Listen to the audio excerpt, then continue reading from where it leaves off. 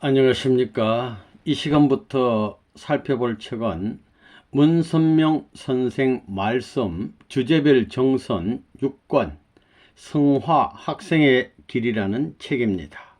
세계평화 통일가정연합에서 만들고 성화 출판사에서 1998년에 출간한 책이 되겠습니다. 이렇게 넘기면 머릿말이 나옵니다. 머리말은 당시 홍성표 세계기독교 통일신령협회장께서 써주셨습니다. 앞에 간단히 읽어보면 부모님께서 일찍이 성화라는 이름을 우리 젊은이들에게 내리시니 내면에는 이상세계의 일명이기도 한 원하의 세계를 이룬다는 뜻이 내포되어 있으며 알기 쉬운 말로 하면 화의 세계를 이룬다는 인간 공동의 목표를 주신 것이기도 했습니다. 이렇게 이제 시작해서 마지막에 부디 이 책을 통해서 참부모님의 실천적 지혜를 전수받고 어지러운 세태와 어려운 생활 환경을 헤쳐나가는 현실에 있어 여러분들은 참 생명의 선도자의 반열에 설 수 있게 될 것임에 틀림없습니다. 끝으로 이 책자를 대하는 학생이나 학부형들의 각고 면려하심이 있기를 빕니다. 라고 써주셨습니다. 이어서 차례가 있습니다. 제1장 하나님의 창조 역사. 오늘 첫 시간에는 제1절 하나님의 실존입니다. 1. 하나님의 실존 이해의 필요성. 선생님이 세계적으로 제창한다는 말은 처음으로 주장한다는 말입니다. 선생님이 세계적으로 제창하는 사상적 내용의 첫째는 세계 종교를 통일할 수 있는 원리입니다. 종교를 어떻게 통일하느냐? 하나님을 누구보다도 더 확실히 가르쳐 주는 것입니다. 이렇게 하면 틀림없이 체험적 종교로 실현화시킬 수 있다. 이론적 체계에 의한 과학적인 데이터에 의해 체험시킬 수 있다. 그러지 않고는 종교를 하나 만들 수 없다. 이러한 원리가 종교에 대한 원리입니다. 우리 아버님의 가르쳐 주신 원리는 이론적인 체계를 갖춘 과학적인 데이터에 의해서 체험시킬 수 있는 그런 종교 원리라는 것입니다. 둘째는 뭐냐? 사상에 대한 원리입니다. 세계가 혼란하여 우왕좌왕하면서 방향을 잡지 못하고 혼돈 가운데 있는 세계인들 앞에 확실한 사상을 중심 삼고 찾아나갈 길을 제시합니다. 사상은 무엇이냐? 인생 문제, 개인 문제에 대한 것입니다. 인간은 도대체 어떻게 됐느냐? 인간은 어디까지나 결과적인 존재이지 권한적인 존재가 아닙니다. 자기 스스로가 제1원인적 존재라고 주장하는 사람은 하나도 없습니다. 원인은 모르지만 결과적인 존재로 태어났습니다. 결과적으로 태어난 사람에게는 사람 될 수 있게 한 그 동기가 있음에 틀림없으니 제1원인적인 존재가 되는 그 누가 있어야 된다는 것입니다. 이렇기 때문에 신에 대한 문제를 놓고 나에 대한 확실한 답, 신에 대한 확실한 답을 내릴 수 있어야 됩니다. 그런 터전 위에서만 내 개인의 생활관이 설정되고 가정이 어떻게 살아나가고 사회가 어떻게 살아나가고 국가가 어떻게 살아나가고 세계가 어떻게 살아나가고 앞으로 이 세계의 종말이 어떻게 될 것이라는 방향을 설정할 수 있다는 것입니다. 그것은 나만의 방향이 아닙니다. 그러므로 인간에 대한 문제와 원인적 존재인 신이 있느냐 하는 문제를 알아야 됩니다. 철학이 추구하는 길이 무엇이냐? 철학은 이론을 통해서 신을 규명하기 위하여 모든 지성인들을 투입했지만 실패의 낙인이 찍혔습니다. 신을 발견하지 못했습니다. 중세의 로마 교황청이 참된 신을 가르쳐주지 못했기 때문에 세계가 하나 되지 못했습니다. 거기서부터 세계가 인본주의로 떨어졌습니다. 신이 없다는 것입니다. 망상허구다 이겁니다. 그건 왜? 신을 확실히 가르쳐주지 못했기 때문입니다. 신을 확실히 알려면 체험을 통해야 합니다. 체험을 통하지 않으면 안 됩니다. 이론만 가지고 안 됩니다. 직관을 통한 체험이 필요한 것입니다. 그런데 그런 신을 가르쳐주지 못했다는 것입니다. 철학은 신을 찾아 나가다가 실패했습니다. 세계가 민주주의와 공산주의로 갈라져 싸우고 있지만 이것은 실패로 끝난다는 것입니다. 왜? 신을 발견하지 못했기 때문입니다. 그러면 종교는 뭐냐? 종교는 신의 규명이 필요 없습니다. 종교는 신을 발견하고 신과 더불어 살자는 것입니다. 신과 더불어 이상적으로 살자고 하는 것이 종교의 생활 이념입니다. 생애의 행복을 신과 더불어 추구하는 것입니다. 참된 종교는 신과 더불어 사는 종교입니다. 그러면 여기에서 문제가 되는 것이 뭐냐? 사상을 해결하는데도 하나님을 몰라서는 못하는 것입니다. 또 유물론을 주장하는 공산주의 문제를 해결하는데도 하나님을 몰라가지고는 안 되는 겁니다. 신이 없다는 그런 주의를 확실히 멸망시키고 신이 있다 하는 것을 확실하게 120% 강하게 해야 됩니다. 신을 몰라가지고는 만사가 안 되는 거예요. 사상도 신을 철두철미하게 알고 신과 더불어 상대적 대등한 자리에 서지 않고는 올바른 사상 이념을 세계에 제시하더라도 그 변하는 환경에 휩쓸려 버립니다. 절대적인 사상이 못되기 때문에 그렇게 되는 겁니다. 이 본래는 자연이 알게 되어 있었다.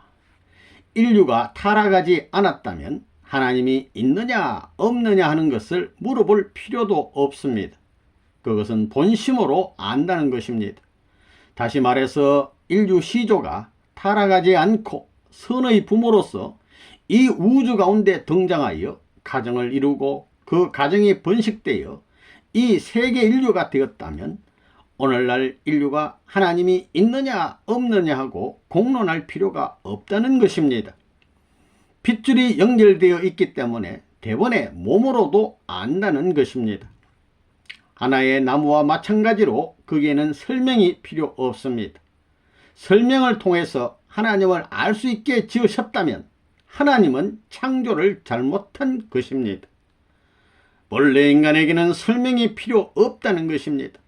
설명의 과정을 넘어서 그냥 지나갈 수 있는 자리에서 출발하여야 할 인간이 타락함으로 말미암아 하나님과 격리된 입장에서 출발하여 개인, 가정, 종족, 민족, 국가, 세계적으로 벌어져 나왔기 때문에 하나님이 있느냐 없느냐 하는 것을 논의하는 이런 세계가 된 것입니다.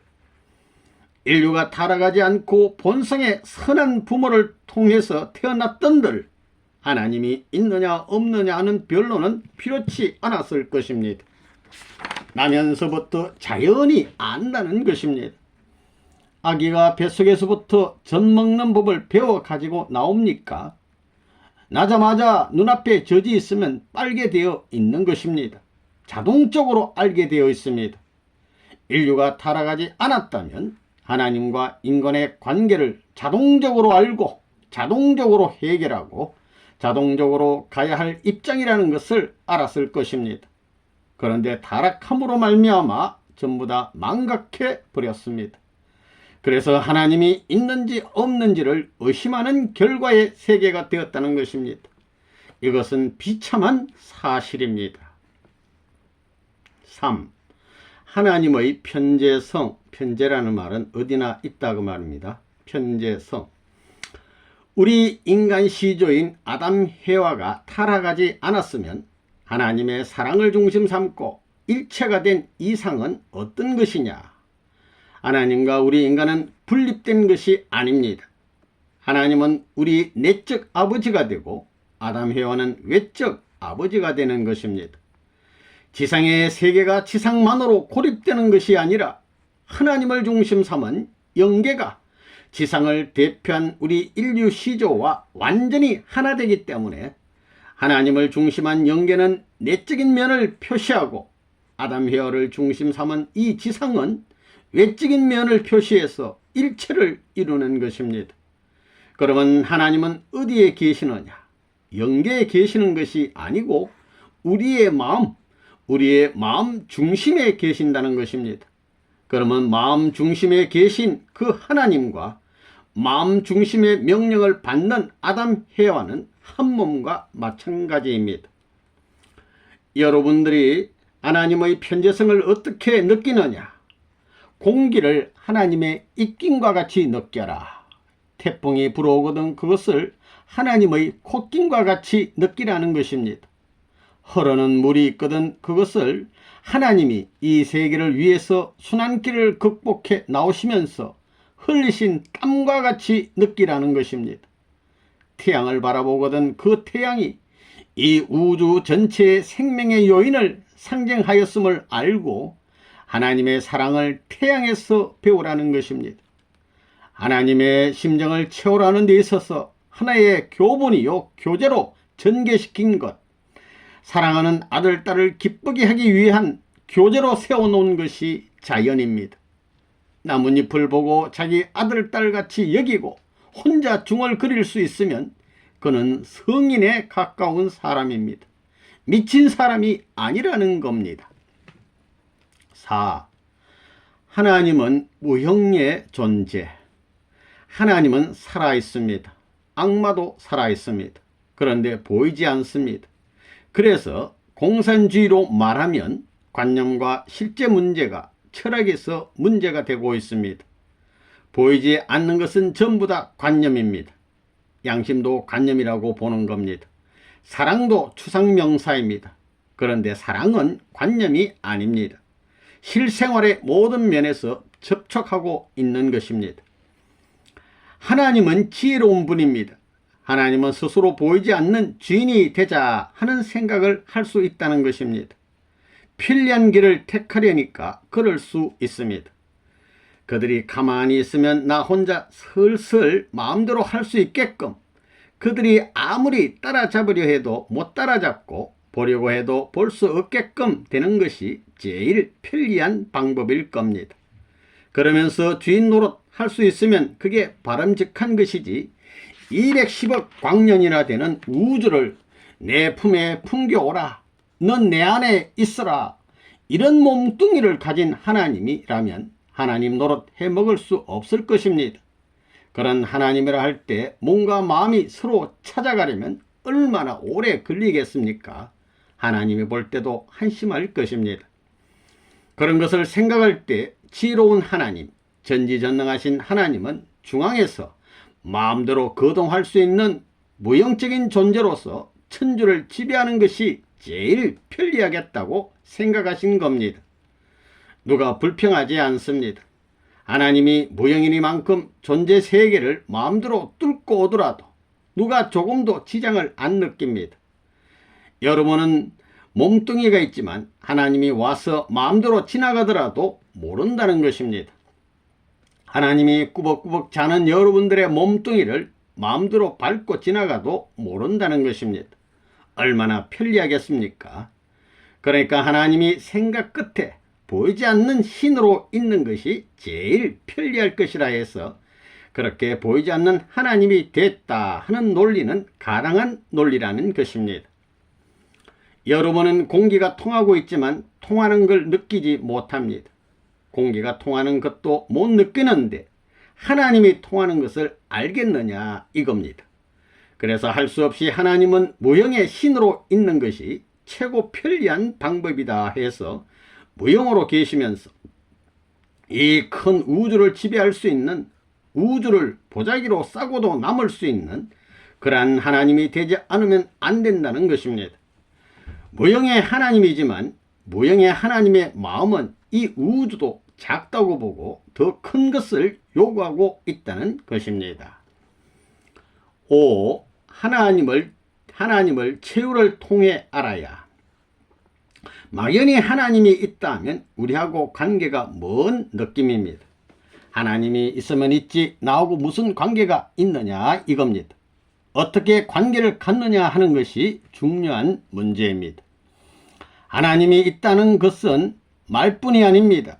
원리를 통해서 주체와 대상 관계를 중심 삼고 볼 때 하나님은 불가피하게 있어야 된다는 것이 아니라 하나님은 내가 생각하기 전부터 있었다는 것입니다. 그래서 내 모든 감각, 나의 일체를 주관하는 하나님이 아니냐 이겁니다.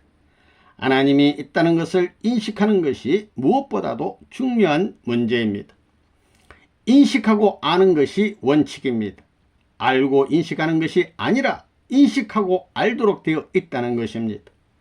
우리가 추우면 춥다는 것을 알고 느끼는 것이 아니라 추우면 추운 것을 느껴서 아는 것입니다.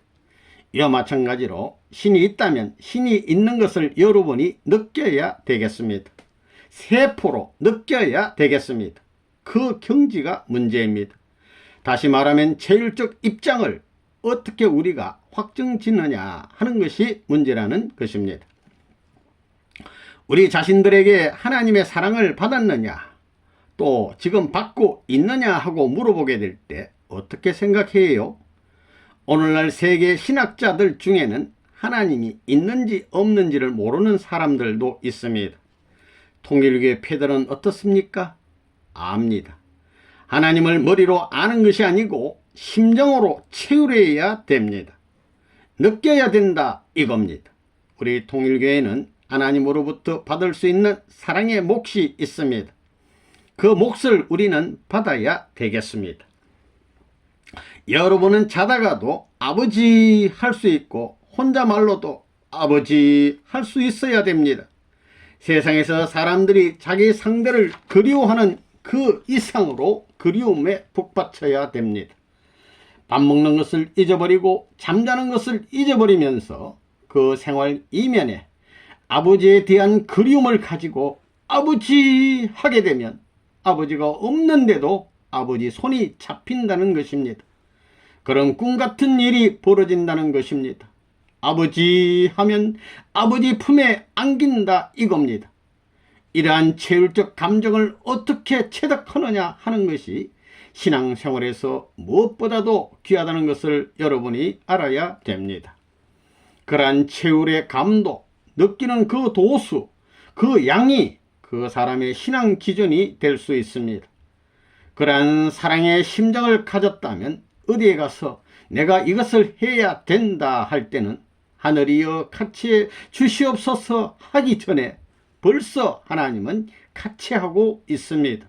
그런 것을 느끼게 될 때는 고마우신 하나님 하게 되는 것입니다.